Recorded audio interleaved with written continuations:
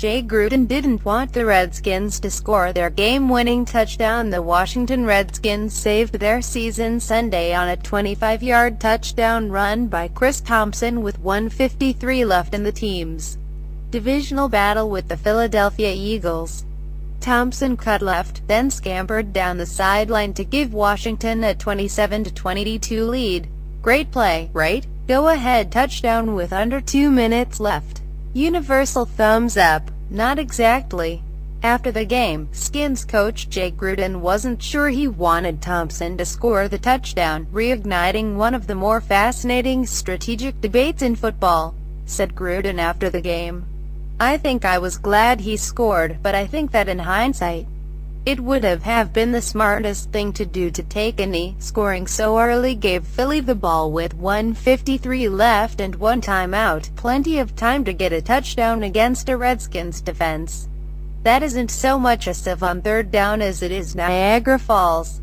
Ideally, in Gruden's world, the Redskins would have downed the ball after the first down, exhausted Philadelphia's last timeout, and then kicked the field goal as time expired, thus ridding Washington of those tenuous 90 seconds when the Eagles marched down the field and got the ball to the Redskins' 14-yard line. Before a second down sack of Carson Wentz forced a fumble that ended the game. In the ever-evolving world of NFL strategy, the take-a-knee plan has become one of the more interesting developments of the past 10 years. It was those very Eagles who made the play en vogue at the end of the last decade when running back Brian Westbrook was free for a touchdown that would have put Philly up 17-6 with 2:19 left against the Cowboys.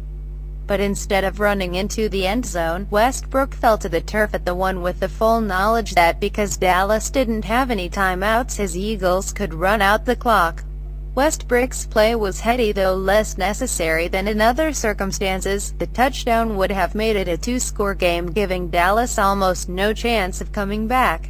On Sunday's play and earlier this year in that wild Cowboys-Steelers game, the touchdowns only put the teams up by a single score. They'd taken the lead but then handed the keys right back to their opponents.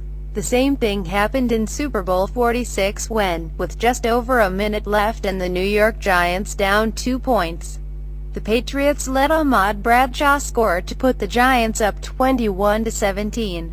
Rather than slowly await their impending doom, New England willingly took the hit to get the ball back with 57 seconds left. They never really threatened after that. The game ended when time expired with the Pats at their own 49-yard line, but having some % chance of winning was better than the zero they'd have had if Bradshaw had taken the knee and the Giants had run the clock down to kick the game winner. Of course, it isn't really 0% though, is it? A 19-yard field goal is the definition of chip shot, but kickers have missed before and will miss again. Can you really give up the chance to score points that you're not guaranteed to get back? Playing for future points runs is spiritually similar to the nearly universal NFL axiom that you never take points off the board.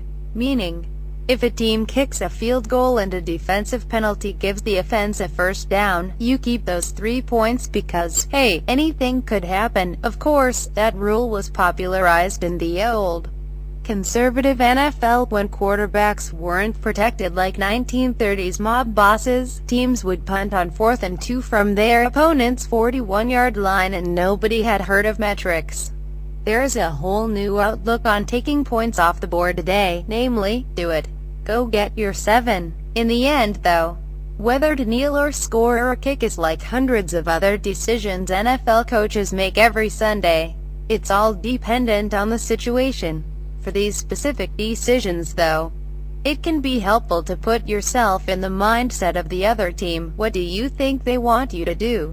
Back in that Super Bowl, the Patriots clearly wanted Bradshaw to get that touchdown. They let him get it and Tom Coughlin happily took the gift, preferring to get the points and leave nothing to chance on the offensive end. He was right, it worked, but he was wrong, in theory. Bill Belichick's gambit was one a coach would take 100 times out of 100. Do you want Tom Brady to have a chance of going 80 yards in 57 seconds with one timeout, or pin your hopes to the infinitesimal chance a team fails to convert a 19-yarder? Coughlin should have ridden with his kicker, fully aware of what the Pats have done in situations more dire than that. At least you can defend Coughlin's thinking. Points are a precious commodity not guaranteed to any team. The Westbrook scenario, on the other hand, isn't even a decision. If you're winning and can run out the clock, you keep the ball and run out the clock.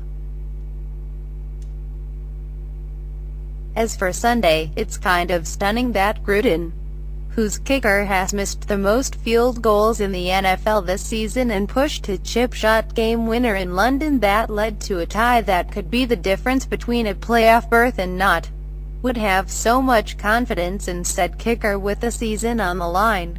Thompson had to score the touchdown because, at that point, there wasn't really any other scenario.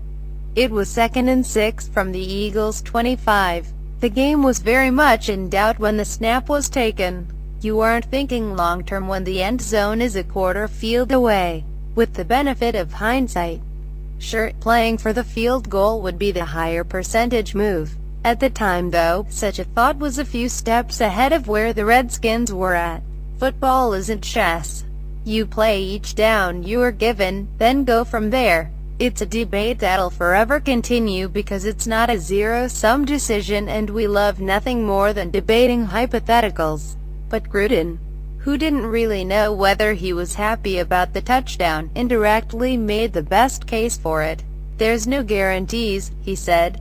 "We've learned that the hard way."